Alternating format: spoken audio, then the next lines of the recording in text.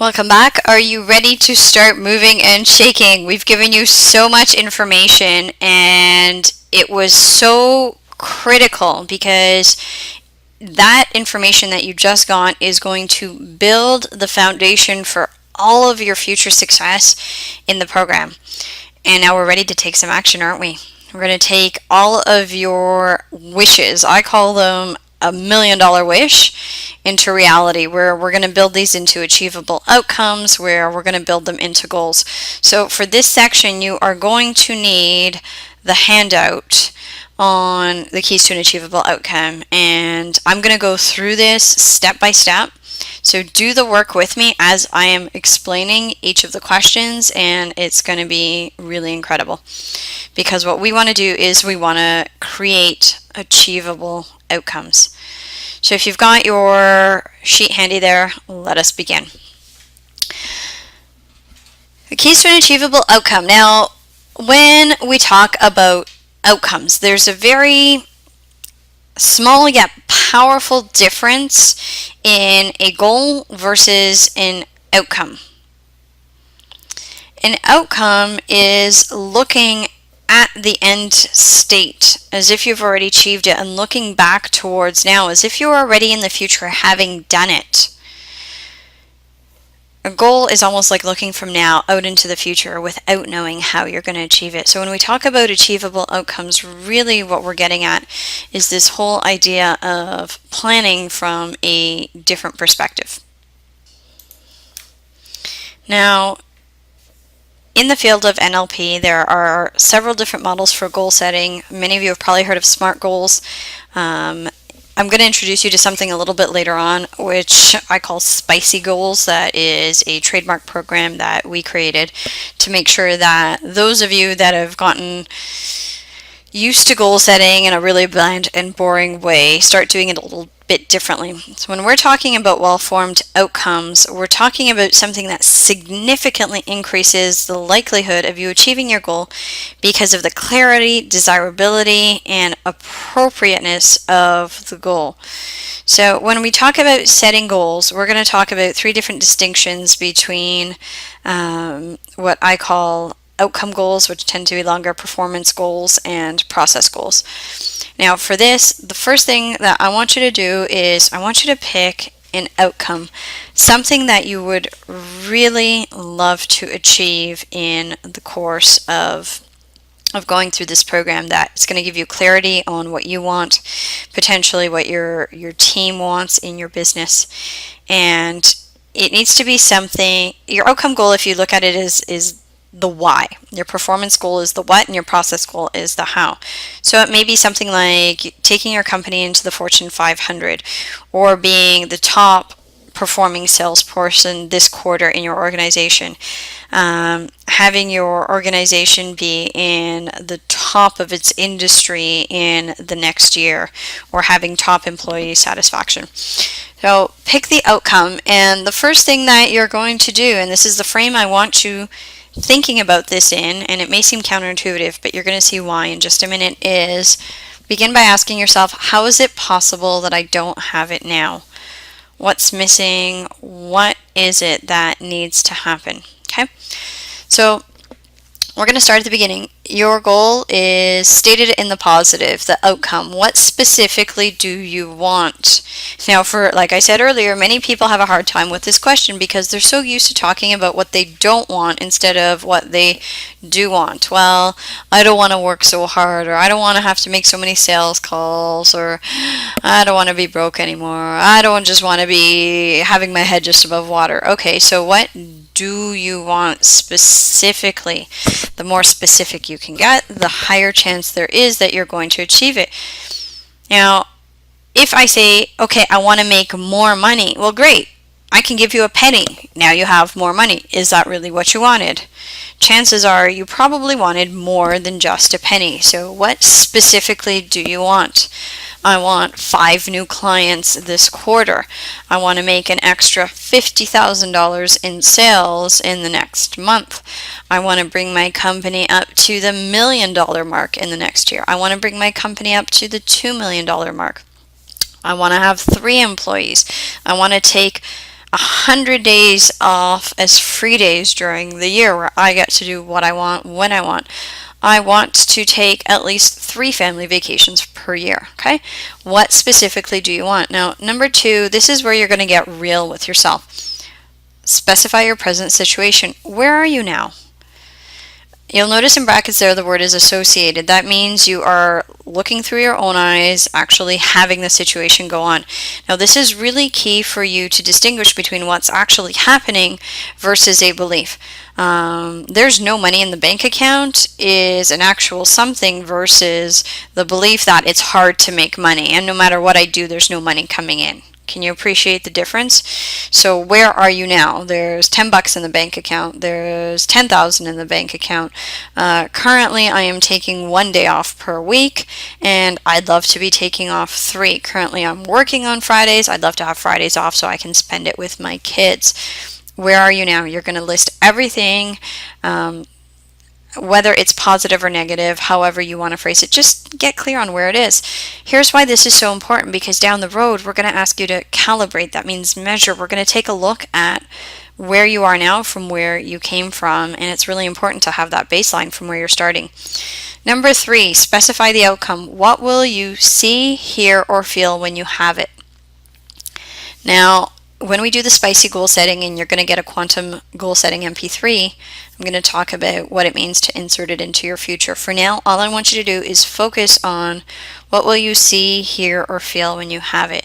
Now, for those of you that are allergic to feeling your feelings, your mind is motivated by emotion to a very large degree. And some of you have just been feeling so many kind of icky emotions for so long that they've become permanent states of being that they're just running in the background all the time. Being miserable, being depressed, being irritated and frustrated, those are still going to motivate you. At some point, it's like the story of the dog on the nail. You'll have enough and you'll go do something. We want you to think about the flip. What will you see? What is the picture? What are you imagining? What are you visualizing when you have it, the outcome that you want? What do you hear? When you think about hearing things, I want you to think about it from 2 perspectives. One is, what are you hearing inside of you, inside of your own head? What are you saying to yourself? And externally, literally, what are the things people are saying to you? And what are the physical, tangible sounds in your environment? If you're on vacation, are you hearing the sound of the waves lapping up against the shore? If you're in the airport, are you hearing the buzz of people as they get ready for the flights overhead? What is it that you're hearing? And what do you feel when you have it? Again, twofold. What are the tactile sensations? Again, the vacation one, I can feel the sand under my toes. I can feel the heat on my skin. I can feel the roughness of my towel because it's been out in the sun for and the salt's dried on it. So you're looking at feelings as in emotions and tactile sensations. The more real you can make it, coming back to your unconscious mind is unable to differentiate between fantasy and reality, the more you're going to have access to be able to create this as an outcome. And we're going to show you how. When it says be sure future picture is dissociated, I promise I'll get to that in the goal setting section. Specify evidence procedure. How will you know when you have it? Okay, feelings are not evidence. I will be happy is incorrect for this answer, and you need something measurable. Why? Because entrepreneurs are an interesting breed where you could have the most miserable day. It's raining, you ate something that disagreed with your tummy, you wake up in the morning and you say, oh, I don't feel like I'm successful. But you look in your bank account and you made more this month than you did last month. If you're using your feelings as evidence, you may feel as if you're unsuccessful when in fact the external measurement is showing you that you've actually improved. The flip is also opposite with entrepreneurs, and this is for those of you that get a little too happy on the positive juice. And yes, I do think it is possible to be too happy when you fail to take a look at reality. So let me give you an example of that. Let's take somebody that is so happy and positive and motivated all of the time to do things. If there's no evidence, no procedure to track what's happening, that happy, motivated person could be feeling happy and motivated and great for months and still be broke. Now, please understand me that happiness and motivation is very important to keep you moving. When we're talking about evidence, we're talking about evidence. It's just how will you know that you've achieved what you want? How will you know you have it? So the example I gave there, let's say for somebody that wants to be happier, and for them being happier means that they're out and more social, a measurable evidence procedure may be something like, I'm attending one networking event per month with the intention of meeting 3 people. Okay, that is a specific measurable evidence procedure. Number 5, is it congruently desirable? What will this outcome get for you or allow you to do? This is really important because your unconscious mind is very, very good at sussing out what it's going to cost you if you do something new. And if you fail to answer this question from a very honest place, you may find yourself self-sabotaging, because on an unconscious level, success actually equals that you have no more freedom. Okay? So in a very positive, honest way, take a look. What will this outcome get for you or allow you to do? Number 6, is it self-initiated and self-maintained? This is key. If you have an outcome that's completely dependent on somebody else, the chances of you actually upholding it are next to nothing. It's like people that come in to, let's say, a hypnotherapist and they want to quit smoking, and somebody says, why do you want to quit? It's because my family wants me to. Is that person ever going to quit? Absolutely not. Okay. Who else may need to be involved? In what capacity? Let's say I have an outcome that I want to triple the growth of my revenue in my business, and I know in order to do that we need to do a whole online marketing launch. Well, that outcome in itself may be self-initiated. However, I may need a team to do some of the things that are outside of my level of expertise. Is it appropriately, number 7, contextualized? Where, when, how, and with whom do you want it? This is really important because when we talk about starting to outsource and involve other people as your business starts to grow, it will give you that framework to understand who you need to go talk to and when. Number 8, what resources are needed? What do you have now, and what do you need to get your outcome? Now, here's what I love about this section. If you're going to be really smart and strategic about using it well, think about resources in 3 different ways. One are external resources that are tangible. Things like equipment, things like actual location, space. You can also look at resources as in financial resources. Do you have what it takes? Do you need to do fundraising? Do you need to raise more capital?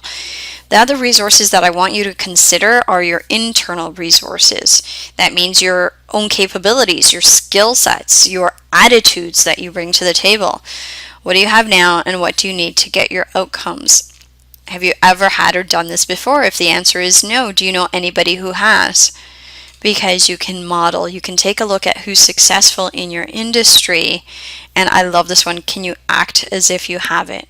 If you can act as if you have it, you start accessing that wonderful creative part of your mind that can imagine how would you be being if you already had it. Number 9, is it ecological? Is it good for you, good for your relationship, good for others, good for society, good for the planet? Now, it's really important when we talk about goal setting that you take a look at ecology, again, because you want to make sure that you are completely congruent with actually wanting to achieve this outcome. For what purpose do you want this? What will you gain or lose if you have it? Again, when you're talking about gaining or losing, you have needs. Your needs are non-negotiable. If you have a need for freedom, and now you're looking at making more money, and there's a conflict unconsciously because of your need for freedom, you need to get that sorted out. This will help you immensely if you start this exercise, because it's going to set the framework for you for a huge accelerated success as we now are going to dive into the other modules. I look forward to seeing what it is that you have filled out on these keys to an achievable outcome. It would be great if you could share some of your insights on the Facebook group as you go through this exercise, because the insights that you get from it are going to be immensely valuable. If you haven't done the exercise yet, go do it now before you go into the next modules, and we will see you next on Influence Like a Pro.